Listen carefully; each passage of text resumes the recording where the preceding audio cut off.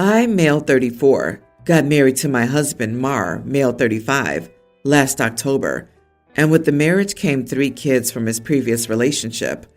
I adore them. I have a good relationship with the younger 2. The eldest, Damon, is still rather awkward around me.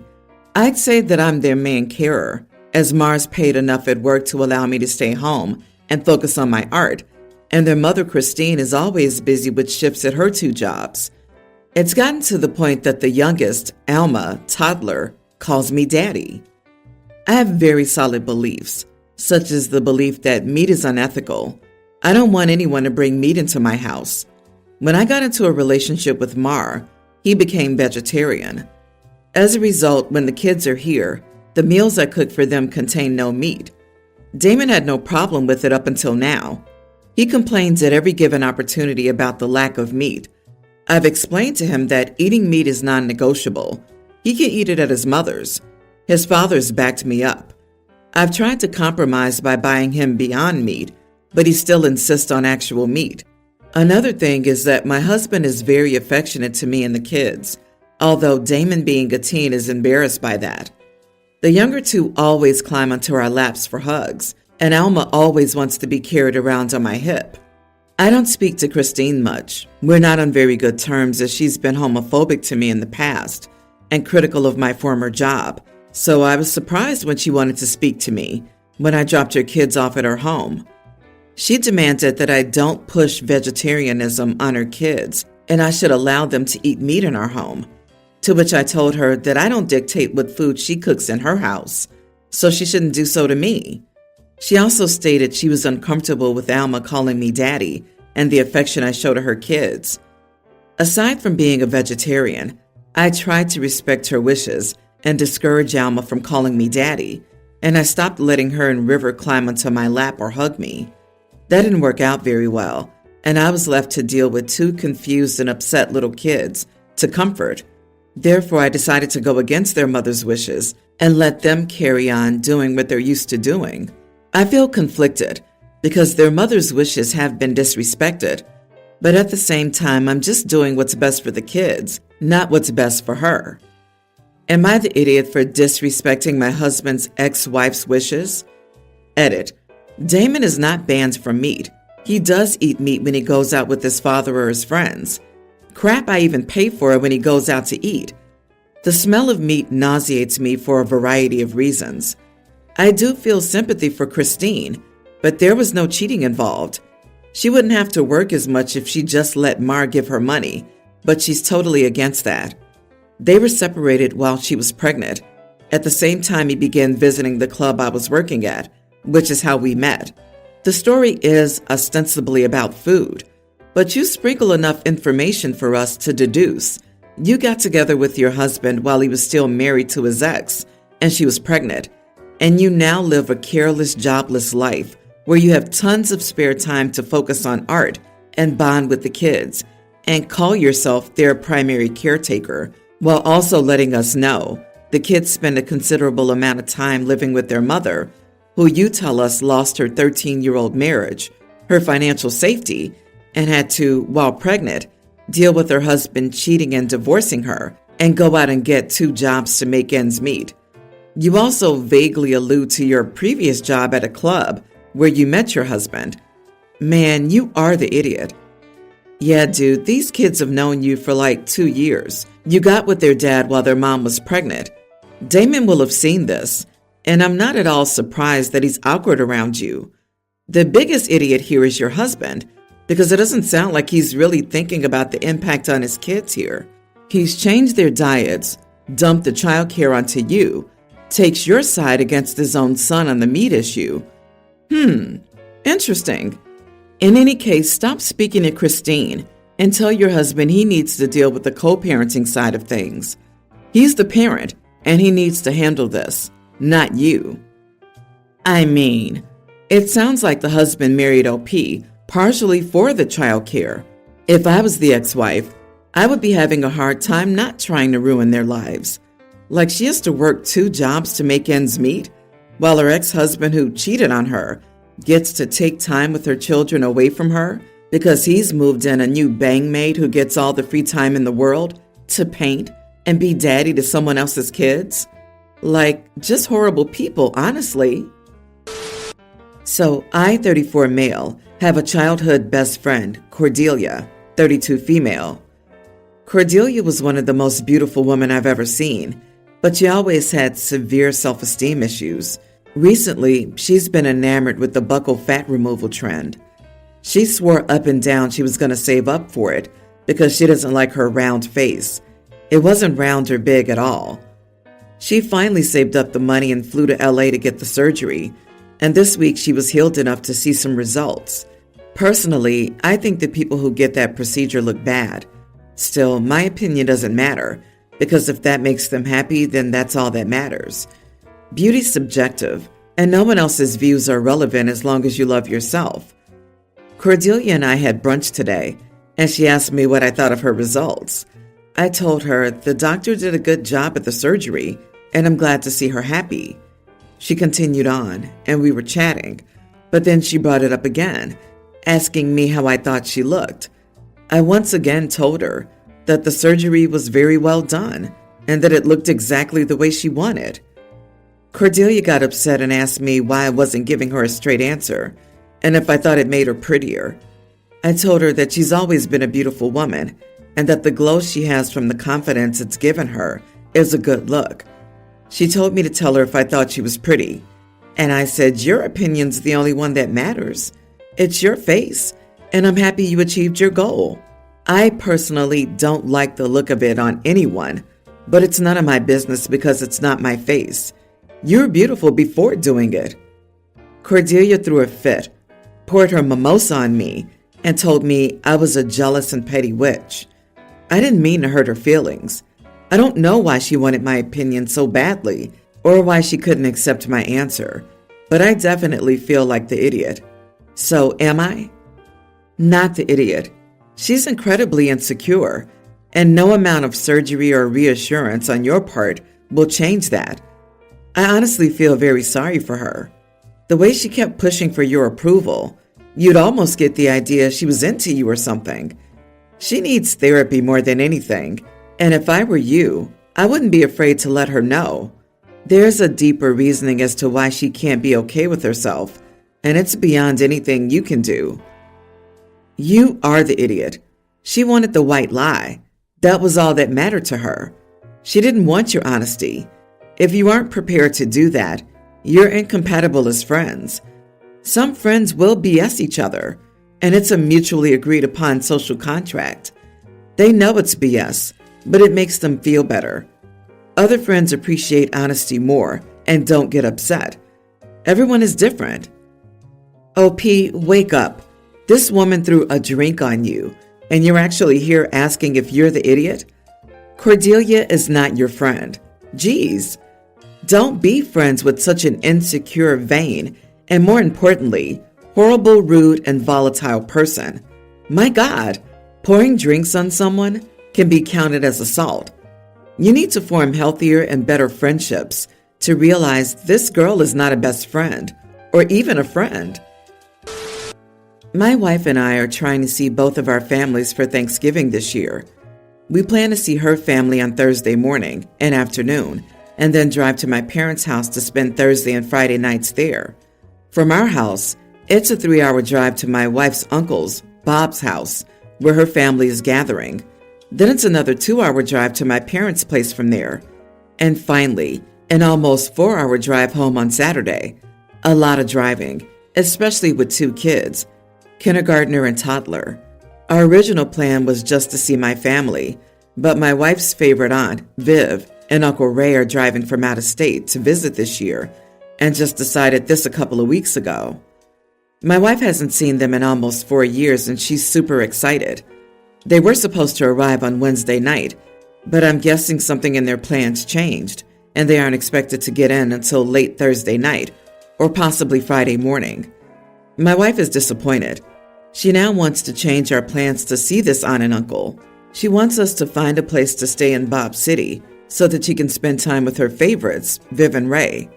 Bob doesn't have space for us to stay there because other family members are already staying with him, so it would have to be a hotel. I quickly checked when my wife mentioned her idea, and no rooms for cheaper than $500 a night are available. Unless we want to drive another hour away, she would also want to spend the majority of the day on Friday with her family and go see my parents late Friday night. I told her I didn't want to sacrifice the time with my family. I haven't seen my parents since Easter, and with my wife's plan, we would essentially sleep there Friday night and then head home Saturday.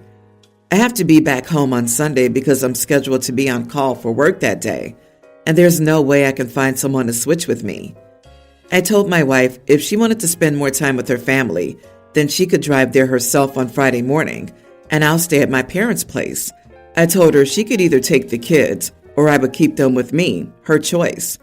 She told me that Viv and Ray still need to meet our youngest, so she'd want to take the kids, but since the drive is so long, she would want my help with driving and the kids.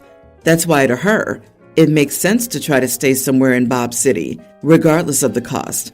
$500 wouldn't break us, but that's a lot of money to spend on one night. I told her I don't want to change our plans at all, and she thinks I'm being an idiot.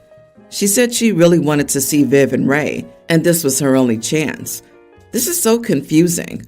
Our plan is already complicated, and I'd rather just stick with it than try to change things up. It's already going to be stressful. I've already decided that I'll strongly argue against trying to see both families like this in the future. It's too much. I spent last Thanksgiving with her family and not mine, and will be with her family for Christmas too. You are the idiot. You're comparing 6 months to 4 years. Way to consider her needs. It's not the money that you're complaining about mostly. Oh no, it's about you finding your wants more important. It's not about $500 for one night. It's $500 so she can finally see her family. And he was already planning on just giving her half a day with her family and 2 nights for his. Why can't you just switch the plan around? You keep giving her options that have zero impact on you. You don't seem willing to compromise anything on your end. She has not seen these people in 4 years. Well, it's been what, 6 months since you saw your parents? Go spend time with her family. I question how Viv and Ray can be the favorite aunt and uncle if your wife hasn't seen them in 4 years and they've never met one of your children. Doesn't your family have Zoom to have those interactions? If $500 is not a big deal to your family, why haven't you made a trip to see them with the children? If everyone can drive to a central location, it doesn't sound like they're so far away that the trip would be cost prohibitive. So why does this trip have to be now at the expense of time with your family? Your wife is the idiot. You have a valid reason for sticking with the original plan. It provides for an equitable distribution of family time, and you really want to see your parents. I'm a 25 male, and my girlfriend, Melissa, not her real name, is 25 female. We recently moved in together, and she decided to take the step of introducing me to her dad, Ron, 50s. Now, Melissa's low contact with her dad, mainly because he wasn't really in her life growing up, and to be brutally honest, is kind of an idiot. Melissa and her brother Kenny were raised by their mom, and Ron just popped in a few times per year. He's one of those guys who thinks his masculinity is dependent on getting women, driving the biggest truck, having the most expensive chain, whatever. Kenny's a bit like that too, but I've hung out with him a few times and he's not as bad. Now, last week, Melissa and I decided to go to a local restaurant so I could meet her dad. I love this restaurant and usually get shrimp there. They have fire shrimp and grits and also good skewers. In the car on the way, Melissa told me I couldn't order shrimp. I asked if it was because of the cost and assured her I was happy to treat everyone, including Ron. She said no and that her dad thinks eating shrimp is fruity. I guess because of the shape, and he will doubt my orientation if he sees me eating shrimp. I said, okay.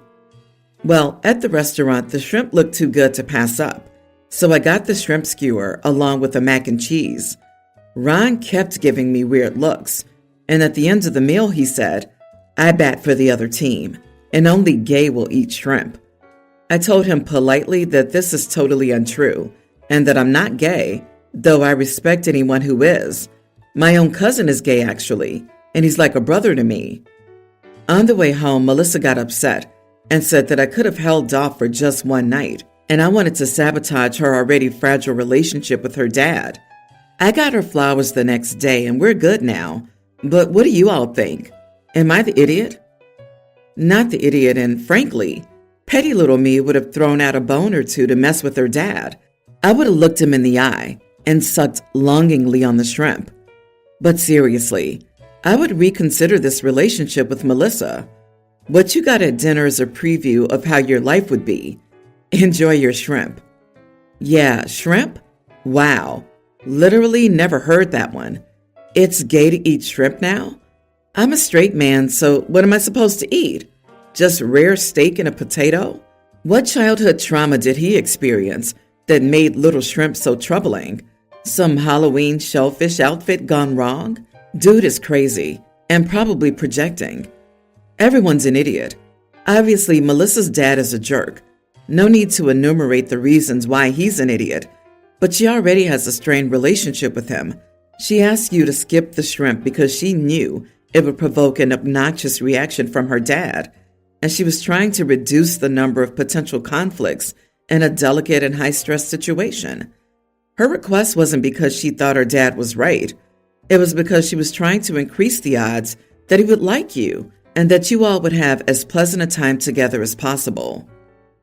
Geez, if her dad is that big of a phobe and that insecure, why does she want him in her life? The secret to having relationships with people like that is to make your boundaries clear and kick to the curb if they don't comply, not to give ground to ridiculous bigotry. I, 29 male, have been a lifetime Eagles fan since I was 10 and have never once been to a game. So you can see how excited I was when I found out their first game was going to be in my hometown. I and 3 other of my friends bought tickets in a hotel room, and one of my buddies is going to pay for the flights. My wife recently found out she needs surgery for flat feet and will be in a cast for a few months. We both were informed of the date, which coincidentally is the day of the game. Now she's asking me to stay behind, despite knowing I already paid for everything. My wife says I can always go to more football games and that it's not like I'll never get to see the Eagles again. But I told her no, that I already paid for everything and that I won't be canceling. She called me an elite idiot and said I was prioritizing football over her. So am I the idiot here? I don't want to cancel the trip because of my wife's surgery. It's not like I'm a surgeon. She'll be fine. Buddy, guy, pal, do you want to be divorced? You are the idiot. Extremely. This is your wife. Through sickness and health, she needs surgery for a reason. She isn't doing it for fun. And men wonder why women always think less of them regarding sports. This is a prime example. Tell your friends sorry you can't go, but your wife is more important than people throwing a brown ball. As a fellow Eagles fan, I say you are the idiot, and I mean colossally so. She doesn't just want her mom and sister to be by her side. She needs you by her side. You, her husband, who made the vows with her at the wedding. And you're choosing a preseason game? A game that will end up having no meaning whatsoever anyway, over being there for your wife when she needs you most? This decision could put a massive dent in your relationship with your wife, if not outright jeopardize the marriage. Be a good husband. Be there for your wife. Screw the game. Sell your ticket. You'll have many chances to see the Eagles this season. It doesn't have to be this preseason matchup. Seriously, reconsider going to the game. Even Cowboy fans don't have this level of idiocy. OMG, I skimmed this and didn't even realize it's a darn preseason game. Preseason? What a useless game to attend. Maybe it's good that she sees how entitled and selfish he is now. She can start dating again and find someone who can be a loving, supportive partner.